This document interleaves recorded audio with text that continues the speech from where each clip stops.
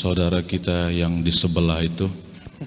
Kebetulan ana sekarang lagi persis posisinya pada waktu Ustadz dulu bergempur habis-habisan. Cuma mungkin memang kalau Ustadz memang gempur-gempur hadap-hadapan. Kalau saya ini digempur dari belakang, Ustadz. Mereka itu selalu patokan dari beberapa dalil-dalil, termasuk yang mereka sering pakai. Cuma yang riwayat dari Imam Bukhari itu mereka jarang sekali mereka hadirkan. Yang mereka sering pakai itu yang taraktu fikum amrayn idza tamassaktum bihima lan tadillu abada itu. Dia mereka tidak pakai inna tariku fikum ats-tsaqalain in akhadhtum lan tadillu itu. Nah, di sini ana ingin bertanya, kalau dari sisi rawi sanad, cuma mungkin nanti Ustadz kayaknya kalau yang lebih unggul Ustadz, ana lebih dominan kepada utsrati ats-tsaqalain itu Ustadz. Tapi kok mereka menafikan riwayat yang ini Ustadz, padahal itu kan kalau tidak salah Imam Bukhari langsung Muslim ya saya. Wallahu a'lam. Itu saja Ustadz. Baik. Ya, katanya ada kelompok sebelah ya. Kelompok sebelah ini biasa. Dia menyebutkan ikut sunnah itu cuma sunnah yang sesuai nafsunya. Enggak sesuai nafsunya dia gak ambil. Apa contoh satu yang tadi ditanyakan? Ada satu riwayat, riwayatnya sahih, riwayat Imam Muslim. Taraktu fikum tsaqalain. Aku tinggalkan bagimu dua beban yang berat. Jika engkau berpegang dengannya, engkau tidak akan sesat selamanya. Apa yang pertama? Kitab Allah. Apa yang kedua? Itrati, ahla baiti. Ahla baiti. Kalau di sahih Muslim itu ahlu baitku.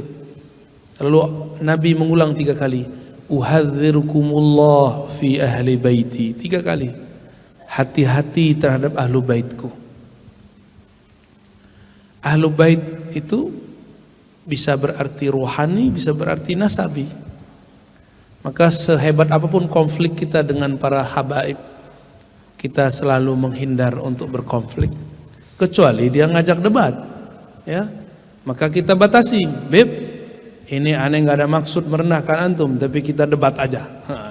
Biar jamaahnya juga tahu, biar kita nggak salah adab, ya. Salam dulu sama dia. Kalau nanti ada kalam yang pedas, tolong jangan dibawa untuk dianggap menghina kehabiban antum, ya. Nggak ada.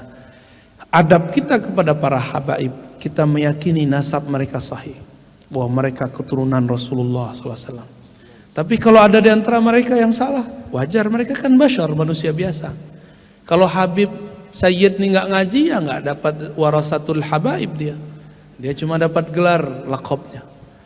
Sama seperti manusia biasa. Cuma kalau dia ngaji, ngikutin jidnya Rasulullah, Allah bukakan jalan lebar-lebar. Kita baru 3, dia sudah 7. Kita baru 5, dia sudah 50. Begitu kalau zuriat Nabi itu mau membuka dirinya, futuhnya cepat, ya. Lalu bagaimana dengan riwayat yang satu lagi? Nah, ini kan riwayat Muslim, ya. Jangankan mereka, itu dosen ahli bahasa Arab di tempat saya. Itu bilang apa? Ente kalau baca ini di depan orang, MUI bilang ente Syiah. Ya, saya langsung ganti posisi duduk. Gimana ceritanya? Ini hadis Muslim, MUI ngerti hadisnya gitu. Jadi dia bawa-bawa MUI. MUI itu jadi ulama karena hadis atau karena hadas? Saya tanya begitu. Itu kasar-kasar gitu ngomong begitu, karena dia bilang saya Syiah. Syiah ini kan kelompok suuzon kepada sahabat Nabi, ya. Suuzon kepada istri Nabi Sayyidah Aisyah. Ya kita nggak ridho kita disebut Syiah. Paham ya? Bahwa di hadis ini jelas bahwa yang diwasiatkan di situ adalah ahlu bait. Bagaimana dengan riwayat Tirmizi, ada lafaz itrah, Di riwayat Ibnu Abi Syaibah, judul kitabnya Al-Musannaf, beberapa menyebut kitabnya Al-Musnad, sudah dicetak judulnya Al-Musannaf. Tertulis amrain, bukan sakalain. Aku tinggalkan dua hal, dua perkara, satu kitab, satu sunnah. Tapi riwayat ini sahih? Tidak. Riwayat ini cuma hasan. Hasannya menjelaskan yang sahih. Jadi kita nggak usah benturkan. Jadi kita nggak tolak riwayat itu, tapi kita katakan riwayat ini menjelaskan makna Ahlu Bait itu adalah orang-orang yang memperjuangkan sunnah Nabi. Maka saya sebut tadi ada Ahlu Bait ilmu ruhani, ada Ahlu Bait nasabi. Mohon maaf nih, kita bagi begitu ya. Malam tadi kan kita sudah bahas. Ulama itu pewaris, berarti dia ada hak mewarisi dari Nabi. Kalau zuriat Nabi, dia pewaris nasab. Jika dia bukan ulama, dia tidak dapat hak keruhanian. Dia cuma hak nasab, tidak dapat hak warasatul nubuwah. Nubuwah masih diwariskan sampai kiamat.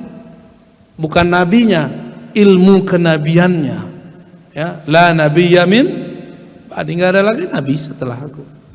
Hatta Imam Mahdi nanti, walaupun dia ditaruh di depan Nabi Isa, beliau tetap mengatakan, saya bukan nabi, saya bukan rasul, tapi saya diutus Allah. Jadi Al-Mahdi itu diutus Allah juga. Gak usah Al-Mahdi. Mujtahid setiap zaman, ya ba'asullah, ya kan? Allah utus. Jadi para ulama-ulama mujtahid itu adalah utusan Allah. Tapi karena tidak ada lagi nabi setelah Nabi Muhammad, mereka disebut wali ataupun mujtahid. Ya, fadhal.